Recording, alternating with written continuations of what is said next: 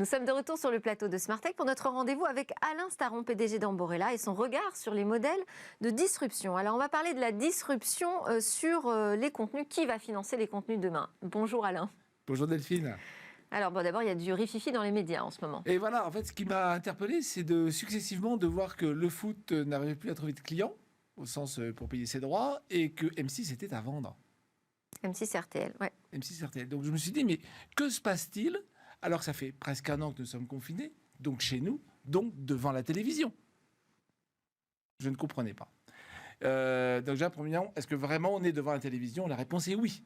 Médiamétrie a montré que ça fait un an qu'on passe à peu près 20 minutes de plus tous les jours devant la télé. 20 minutes, c'est plus 10%. C'est quand même beaucoup. Bien. Donc si on passe plus de temps devant la télé, on va regarder plus de publicité. Or, le marché publicitaire se casse la figure. Alors, il se casse évidemment la figure dans le cinéma, moins 60%, mais même dans la télé, moins 15%. Et ça touche évidemment les secteurs de la distribution, un peu moins les secteurs de services, mais ça touche quand même tous les services. Donc, comment se fait-il que je passe plus de temps devant la télé et que le marché publicitaire français est annoncé revenir à son niveau de 1998 ? Ah oui, bonne question Alain, bonne question que je vous pose.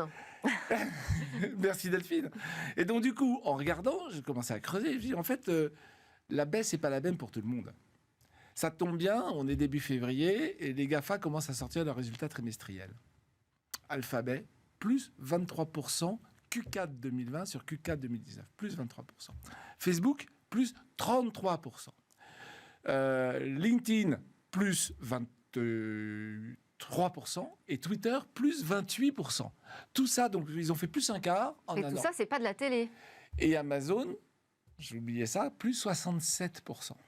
Et évidemment, c'est pas de la télé. Alors, pourquoi est-ce que ça marche très bien pour certains et pas bien pour d'autres? Il faut s'intéresser aux mécanismes sous-jacents à la publicité à la télévision, c'est vous voyez un message, vous le mémorisez, puis après vous transformez ça en acte d'achat. Quand vous sortez plus, pour le transformer en acte d'achat, c'est rester chez vous sur Internet. C'est donc cliquer. Et donc, les efficacités de publicité deviennent des efficacités en nombre de clics entre le moment où vous voyez le message et le moment où vous achetez. Bien. Eh bien, à ce jeu-là, le grand gagnant, c'est Amazon. Vous êtes à un clic de l'achat. Et c'est pour ça qu'Amazon a une croissance si extraordinaire. Et c'est tellement vrai, cette mécanique, que vous avez entendu parler de TikTok, qui est en train de dire partout, si, en tant qu'utilisateur, vous faites la promotion d'un produit, vous toucherez une commission sur sa vente.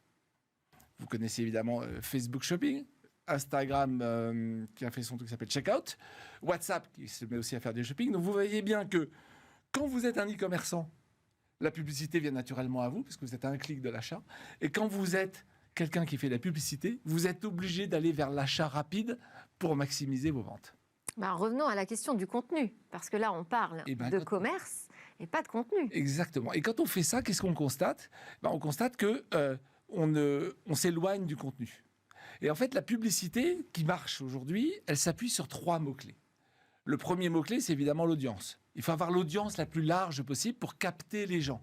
Et l'audience la plus large possible, c'est pas forcément juste sur son contenu. Regardez tous les sites affiliés à Facebook, regardez tous les sites affiliés à Google.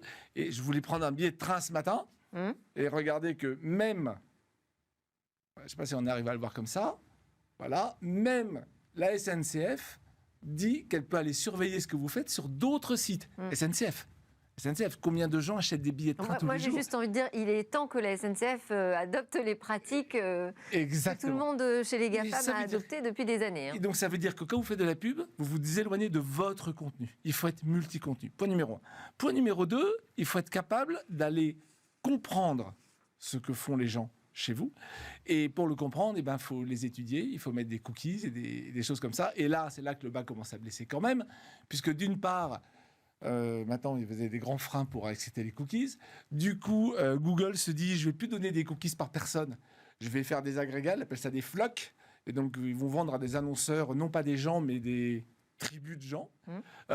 Apple a dit qu'il allait arrêter, là, au milieu d'année, son ID for Advertiser. Facebook a même fait un warning dans ses résultats, en disant, l'année prochaine, merci Apple, je ne sais pas comment je vais réussir à vendre mes choses. Donc, il y a une difficulté autour de comment je vais faire pour connaître les gens. Et la question qui se pose enfin, c'est puisque je m'éloigne de mon contenu pour vendre, comment je fais pour vendre mon contenu? En fait, on se rend compte que finalement, le contenu, si vous êtes très contenu, il vaut mieux le vendre par abonnement.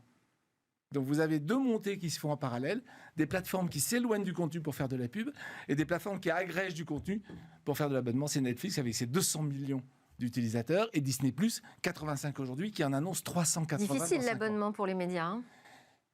Voilà. Ouais. Et quand même, quand vous faites du contenu, il vous faut agréger un certain nombre de contenus, et pas seulement les vôtres. Netflix a commencé sans contenu. Maintenant, ils investissent. Donc vous voyez bien qu'il n'y a plus de solution pour un producteur pur jus, je dirais, aujourd'hui. Et Si je peux me permettre pour conclure. Demain. Aujourd'hui, on est dans un monde organisé par des plateformes. Et donc, vous savez, soit vous êtes un organisateur d'audience, et puis tant pis pour le contenu. J'étais chez TF1 quand on a vu Google arriver, et à l'époque, chez TF1, on se disait, quand on investit tant en news, on est indétournable, indétrônable ou incontournable sur l'audience. Et Google a montré le contraire. Investi zéro et est devenu le patron de l'audience. Donc, aujourd'hui, il n'y a pas de solution. Mais Next Step, c'est quoi? C'est que dans un monde organisé plateforme, effectivement, il faut aller voir une plateforme. Est-ce que le monde va rester organisé plateforme longtemps? Si vous prenez des choses comme la blockchain, des choses comme l'intelligence artificielle distribuée, vous avez deux vecteurs qui font que nous allons dans un monde d'essaim. Et ça veut dire quoi? Ça veut dire que les contenus Comme les essaims d'abeilles. Exactement. Les contenus seront autonomes, chacun une abeille, et seront organisés pour que tout le monde puisse en profiter. Ça préfigure probablement la fin des plateformes et un renouveau possible pour le contenu. Mais ça veut dire quoi? Ça veut dire que si vous êtes dans le contenu, pensez le prochain paradigme et ne vous accrochez pas au paradigme d'aujourd'hui. Voilà pour le regard disruptif d'Alain Staron sur tous ceux qui souhaitent distribuer des contenus. Merci beaucoup Alain Staron, PDG d'Amborella.